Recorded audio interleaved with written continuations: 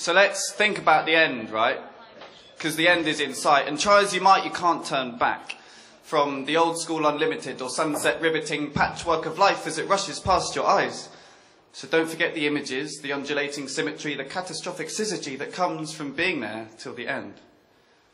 And maybe the end is not so bad, not full of all that stuff that made you sad. Maybe it's all the opportunities that you never had to be lived through by tapestry. So what? It's a two-dimensional artistry. It's full of life and movement and energy. And whether it be the life of me or the death of you, it is infinite, like me and you.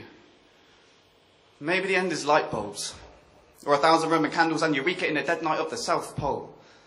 Or maybe the end is dim blue skies, shortened school ties, black grass forever spiking and leaning into soft lines, doctrines comprising the eternally wise and packing it all down into 3 little lies. Or 10 big lies set down in stony hypocrisy. Maybe the end is mediocrity, swings and roundabouts and everything it ought to be. Maybe the end is coiled like a spring and biding its time until bade come sing. Maybe 7 deaths in all and nails bitten to the clear, wicks lined for the squad, cars boxed for slaughter, or punctured lambs bleeding. Hurrah for the eternal bleating, hurrah for the end with beady eyes beating too far from home. Or maybe silhouetted husks, or stuck in a rut, or bathed in the brine of a sun so fine and holding on to tears of light that once made you cry but now make you strong like the trees. Then you can live in peace if you choose to seek a kind and mindful way to be.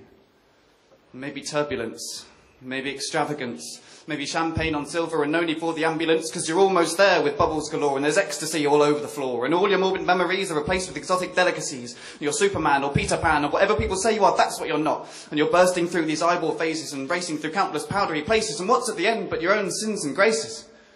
And what's at the end but the smell of 50 million dead cigars, a trip round New York and volcanic jazz? Maybe the end is 3 weeks on the road and nowhere to go but among strangers and strange lights. Or maybe the end is ego death, going back for a chat with Socrates, a lapse in the continuity and serving a crystal Mephistopheles, the repetition of stars and lights and not being able to get it right, and you look for God but he's not in sight and suddenly you're on your knees. And maybe, absolutely, indefinitely, it is not so bad. So don't forget the images, the undulating symmetry, the catastrophic syzygy that comes from being there till the end. Thank you.